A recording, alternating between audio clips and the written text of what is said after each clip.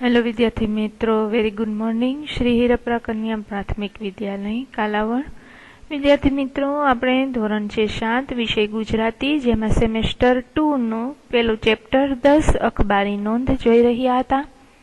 હવે તેમાં આપણે જોયું કે અખબારને શું કહેવામાં આવે છે, તેનો અરબી શબ્દ જે અખબાર એવા ખબર શબ્દ ઉપરથી પડેલો છે તે પણ આપણે જોયું. ત્યાર પછી આપણે જોયું કે અખબારમાં છપાવવા માટે તંત્રીઓને શું શું મહત્વની બાબતો સાથે દેવી પડે છે, તે 6 બાબતો વિશે આપણે જોયું. ત્યાર પછી એક તંત્રીને વિનંતી પત્ર લખતો એવો નમૂનો કે પત્ર કેવી રીતે લખવો તે પણ આપણે પત્રનો નમૂનો જોયો. ત્યાર પછી સંક્ષિપ્ત માહિતી જે સ્થાનિક સમાચારની અંદર છાપવામાં આવે છે તેમના નમૂના આપણે જોઈ રહ્યા હતા, અને તેમાં આપણે ધાર્મિક સમાચાર નોંધ એટલે શું ત્યાં પહોંચ્યા હતા. તો જોઈએ આપણે કે ધાર્મિક સમાચાર નોંધ એટલે શું. સૌપ્રથમ તો ધાર્મિક એટલે ધર્મને લગતા સમાચારની નોંધ કરાવવી. દાખલા તરીકે આપણે સુંદરકાંડ, તો સુંદરકાંડના હનુમાનના જે પાઠ હોય છે તે એક ધાર્મિક બાબત થઈ.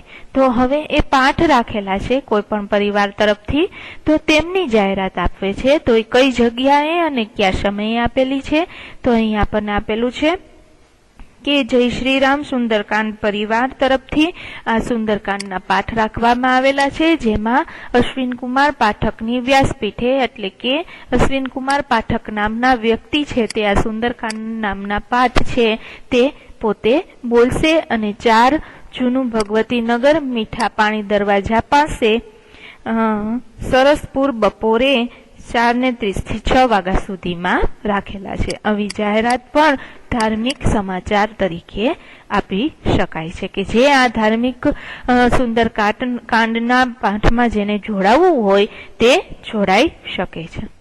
ત્યાર પછી જોઈએ કે કોઈ ભજન કે એવું રાખેલું હોય તો તેની જાહેરાત પણ કરવામાં આવે છે. આપણે જોઈએ છે કે કોઈ ભવ્ય ડાયરો હોય કે કોઈ ભવ્ય નાટક હોય તો એની જાહેરાત કરવામાં આવે છે.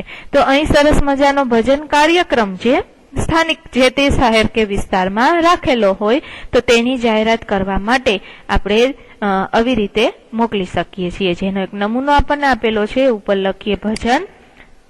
કોણ ભજન કેના દ્વારા, તો કે પુનિત પ્રેરણા નામનું એક સત્સંગ મંડળ છે જે ભજન માટે પોતાના કાર્યક્રમ યોજે છે, તેનું ઉપર નામ આવશે. ત્યાર પછી કેનો કાર્યક્રમ છે, કોણ ભજન માટે આવવાનું છે, તેનું નામ ભરતભાઈ શાહનો ભજન કાર્યક્રમ. હવે તે ક્યાં રાખેલું છે, તો કે નટુ મામાનો ડેલો પોલીસ ચોકીની બાજુમાં, ઘી કાંટા અમદાવાદની અંદર 3 થી 6 સમયગાળાની અંદર રાખેલો છે. તો આવી રીતે આપણને વિદ્યાર્થી મિત્રો જુદા જુદા એવા સમાચાર છાપવા માટેના નમૂનાઓ અહીં આપેલા છે. હવે જોઈએ જે મહત્વનું, જે અલગ કોલમ દ્વારા કે અલગ શીર્ષક દ્વારા આપણે આગળ જોયું કે અવસાન નોંધ એટલે કે મૃત્યુ નોંધ અથવા બેસણું. આજના આ કોરોનાના મહામારીને હિસાબે વિદ્યાર્થી મિત્રો આપણે જાણીએ છીએ કે લગભગ જે કોઈ મૃત્યુ પામે તો એનું બેસણું આપણે વાંચીએ છીએ કે ટેલિફોન દ્વારા રાખવામાં આવે છે, કારણ કે આ કોરોના મહામારીને હિસાબે આપણે ત્યાં ભેગા થઈ શકતા નથી. હવે એવી જાહેરાતનો એક ઉમેરો આપણે આજકાલ છાપાની અંદર વાંચતા હોઈએ છીએ. તો અહીં આપણને અવસાન નોંધ, મૃત્યુ નોંધ અથવા તો બેસણું, કોઈ પણ વ્યક્તિ મૃત્યુ પામે તો એનું બેસણું કઈ અને કયા સમયે રાખેલું છે અને તેનું સ્થળ કયું છે, તો એનો નમૂનો આપણને અહીં આપેલો છે કે સ્વનિતિન કુમાર રમણલાલ પંડ્યાનું બેસણું છે કે આ વ્યક્તિ મૃત્યુ પામ્યા છે. હવે એનું બેસણું સવારે 8:30 થી 10:30 કઈ સ્થળે, તો કે 40 ગંગામૈયા સોસાયટી ખોખરા મહેમદાબાદમાં રાખેલું છે. હવે એક અલગ પ્રકારની અવસાન નોંધ એવું છાપાની અંદર આપણે જોઈ શકીએ છીએ.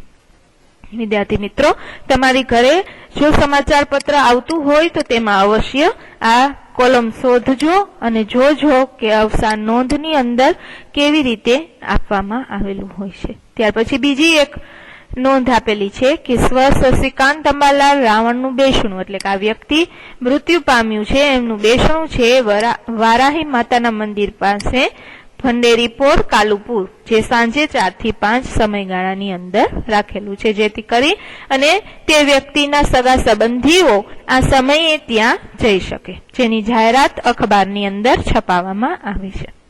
હવે જોઈએ સર્વધર્મ સભા. સર્વ એટલે કે બધાના ધર્મને લગતી સભા.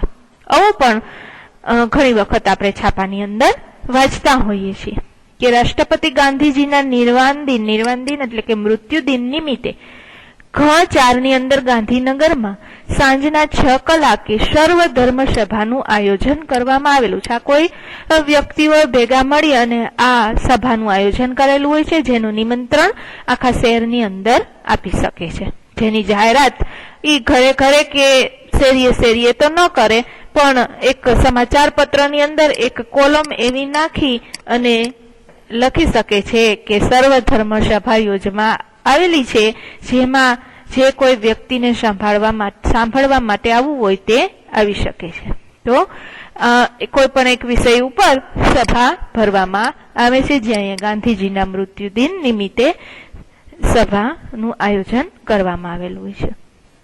હવે જોઈએ કે વિશેષ સમાચાર, વિવિધ સમાચાર એટલે કે અલગ પ્રકારના, વિવિધ એટલે કે જુદી જુદી પ્રકારના સમાચારો પણ ઘણા છપાયેલા હોય છે, જેના 2 નમૂના આપણને અહીં આપવામાં આવેલા છે કે બપોરે 2 વાગે ગુજરાત સ્ત્રી કેળવણી મંડળ સંચાલિત વિવિધ મહિલા કલ્યાણ કેન્દ્ર દ્વારા ગ્રામ વિસ્તાર ફિલ્ડ વર્ક મુહમ્મદપુરા, આવું એક સમાચાર પણ છાપવામાં આવે છે કે જે સ્ત્રીની કેળવણી માટે પોતે કંઈક મંડળ સંચાલિત એટલે કે મંડળ ચલાવતા હોય, તેમને જુદી જુદી મહિલાઓના કલ્યાણ માટે ગ્રામ્ય વિસ્તારની અંદર જઈ અને પોતાનું વર્ક કરે છે.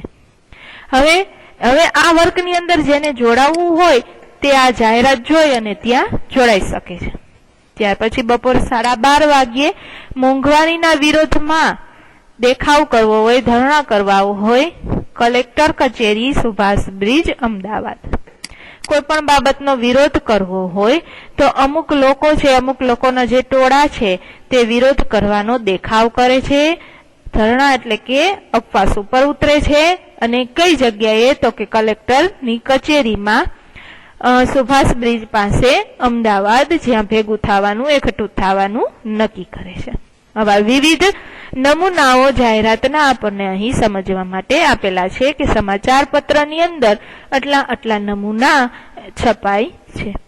હવે જોઈએ વિશેષ માહિતી કંઈક આપણને અહીં આપેલી છે કે અખબારી નોંધની વિશેષ માહિતી કંઈક મેળવો. તો જોઈએ આપણે કે જ્યારે અખબારી નોંધ લખતા હોઈએ ત્યારે અંગ્રેજીમાં જે 5 વસ્તુ છે એ W અને એક વસ્તુ છે એ કહે છે, જે યાદ રાખવું ખૂબ જ જરૂરી છે.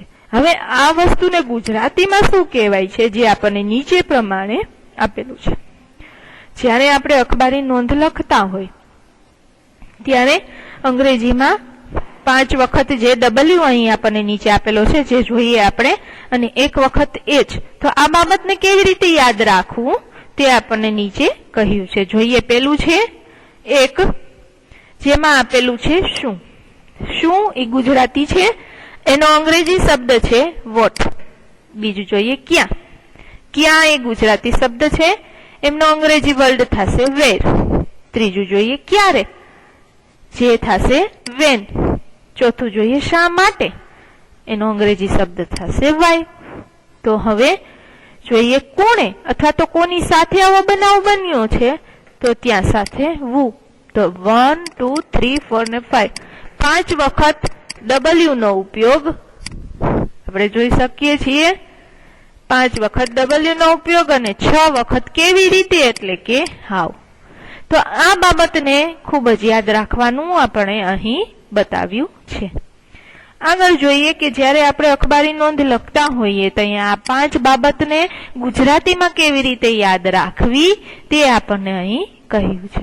હવે જોઈએ કે અખબારી નોંધ એટલે કે પ્રેસ નોટ નો સરસ મજાનો એક આપણને નમૂનો આપણે સાઈડમાં જોઈ શકીએ છીએ, તે આપેલો છે. જોઈએ આપણે એની માહિતી થોડીક કે સરકારી કે અર્ધ સરકારી તેમજ વિવિધ સંસ્થાઓ અને અનેક પ્રકારની માહિતી વાચકોની જાણ માટે અખબાર કે સમાચાર પત્રના માધ્યમથી પ્રકાશિત કરવા માટે મોકલે છે.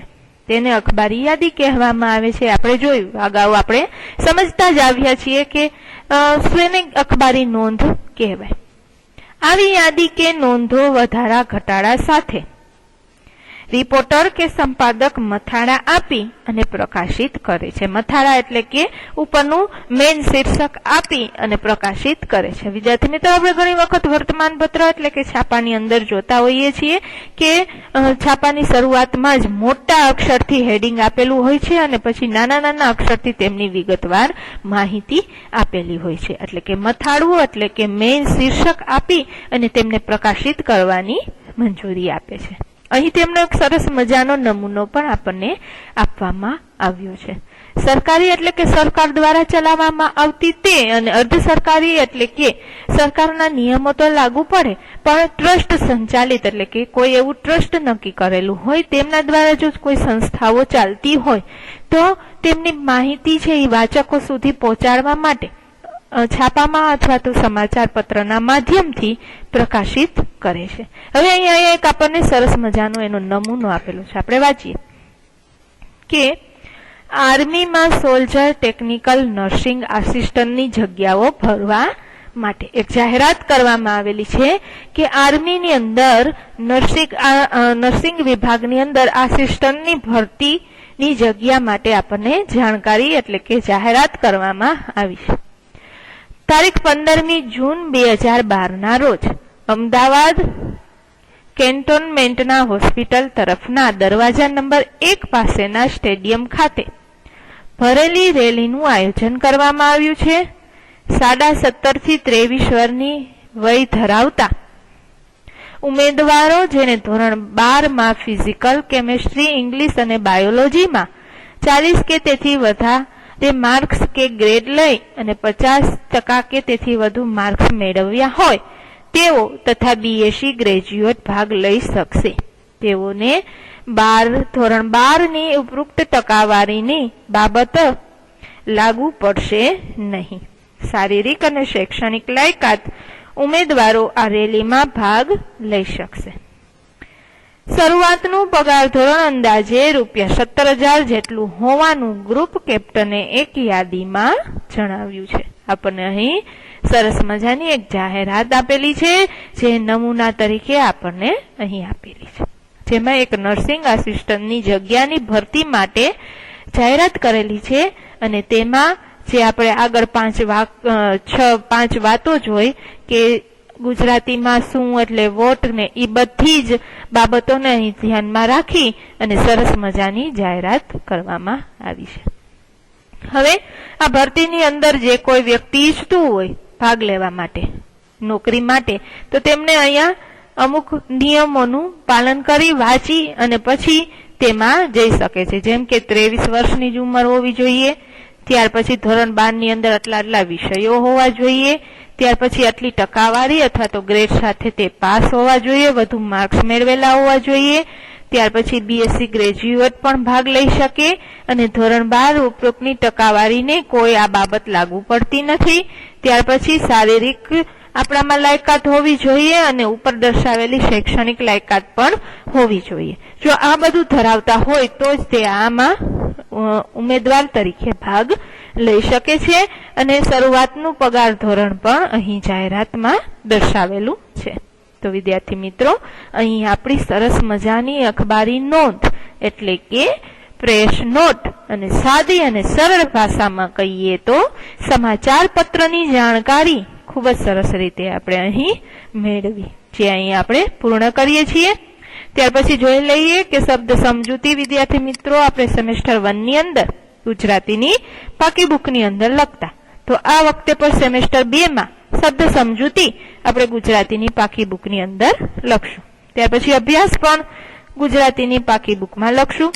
ત્યાર પછી જોઈએ આગળ દરેક પ્રશ્નના વાક્યમાં ઉત્તર આપવાના છે. તે પણ આપણે મેં તમને સરસ મજાનો પાઠ સમજાવ્યો, તે ઉપરથી તમે પ્રશ્નના જવાબ એક વાક્યની અંદર આપી શકશો. ત્યાર પછી છે સ્વાધ્યાય. હવે સ્વાધ્યાયની અંદર છે કે તમારી શાળાની અંદર ગણિત વિજ્ઞાનનો પ્રદર્શનની એક અખબારી નોંધ પ્રગટ કરવા માટે આપણે તંત્રીને વિનંતી પત્ર લખવાનું છે. આપણે વિનંતી પત્ર લખતા શીખ્યા ને કે સૌ પ્રથમ લખશું તારીખ, ત્યાર પછી લખશું એડ્રેસ જે તે વર્તમાન પત્રનું, ત્યાર પછી આપણે શું બાબત છપાવવી છે તેના વિશે માહિતી લખશું અને ક્યારે કઈ તારીખે પ્રકાશિત કરવી છે તે તારીખ નાખશું અને છેલ્લે આપણી સહી સાથે તેને પૂર્ણ કરશું. તો આવી રીતે તમે પત્ર લખતા તમારી બુકની અંદર શીખજો. ત્યાર પછી સૂચના પ્રમાણે કરવાનું છે કે જે શબ્દકોશના ક્રમમાં જે આપણે શીખી ગયા છીએ સેમેસ્ટર 1 ની અંદર, તો પણ છતાં હું તમને થોડીક માહિતી આપી દઉં કે સૌપ્રથમ લેશું આપણે આ ઈ પ્રમાણે અને ત્યાર પછી લેશું આપણે ક ખ ગ પ્રમાણે, વ્યંજન અને સ્વર પ્રમાણે. આમાં પેલું આવશે અખબાર, ત્યાર પછી આવશે ઈમેલ, ત્યાર પછી આવશે કબૂતર, ત્યાર પછી આવશે ટપાલ, ટેલિવિઝન અને છેલ્લે આવશે દૂત. આવી રીતે શબ્દને શબ્દકોશની અંદર ગોઠવવાના છે. ત્યાર પછી કે અખબારોમાં આવતા નીચે મુજબના શબ્દો વિશે થોડીક જાણકારી આપણે મેળવવાની છે, જે આપણે આગળ શીખ્યા કે ભાઈ સંક્ષિપ્ત એટલે શું, દૈનિક એટલે શું, એના વિશે આપણે થોડીક માહિતી મેળવવાની છે, જે કાંઈ આપણે લખવાકાર નથી. ત્યાર પછી વિરોધી શબ્દ આપવાના છે અને ત્યાર પછી કોઈક વ્યક્તિને તમે મળો, પત્રકાર હોય એ વ્યક્તિને મળો અને તેને નીચે આપેલા પ્રશ્ન પૂછો અને માહિતી એકત્રિત કરો. હવે પ્રવૃત્તિ જોઈ લઈએ. વિદ્યાર્થી મિત્રો, પ્રવૃત્તિ તમે જરૂર તમારી ઘરે બેસીને કરી શકો છો, તો જરૂરથી કરજો. કે જેમાં એવું છે કે અખબારમાં આવતી બાલ વિભાગની પૂર્તિઓનો આપણે જોઈએ છીએ કે શનિવારે આવે છે ઝગમગ, જે બાલ વિભાગની પૂર્તિ કહેવાય. તો એવી પૂર્તિઓ એકત્રિત કરી અને એનો સંગ્રહ કરવાનો છે, એટલે કે ભેગી કરવાની છે અને એમાંથી તમને સૌથી વધુ શું કૃતિ ગમે છે તે તમારે પ્રદર્શિત એટલે કે તમારે બતાવવાની છે. દાખલા તરીકે ઝગમગની અંદર રંગ પૂરવાની આવે છે પ્રવૃત્તિ, તો એ પ્રવૃત્તિ જો તમને ખૂબ ગમતી હોય તો તે તમે દોરી અને પછી તમે બતાવી શકો છો. ત્યાર પછી બીજી પ્રવૃત્તિ જોઈએ કે તમારી શાળાની અંદર જે કઈ કાર્યક્રમની નોંધ બનેલી હોય, જે કઈ કાર્યક્રમ યોજનારો હોય, દાખલા તરીકે 26મી જાન્યુઆરી આપણે ઉજવીએ છીએ તો એ કેવી રીતે કાર્યક્રમ ઉજવીએ છીએ તો એની નોંધ તૈયાર કરવાની. ત્યાર પછી વર્તમાન પત્રમાં આવતી સાહિત્યિક ઇનામ વિતરણ, અવસાન, ધાર્મિક, જ્ઞાતિ સમાચાર જેવી નોંધના કટીસ ચોટાડી અને અંક તૈયાર કરવાનો અને તેનું શાળામાં પ્રદર્શન ગોઠવવાનું. એટલે કે એક છાપું લેવાનું અને તેમાં આ જે માહિતી આપેલી છે તે ગોતવાની અને તેને કાપી અને ભેગી કરવાની અને જ્યારે પણ શાળામાં આવો ત્યારે દેખાડવાની. તો વિદ્યાર્થી મિત્રો, આ પ્રવૃત્તિ તમે ઘરે બેઠા જરૂર ને જરૂર કરશો. Thank you.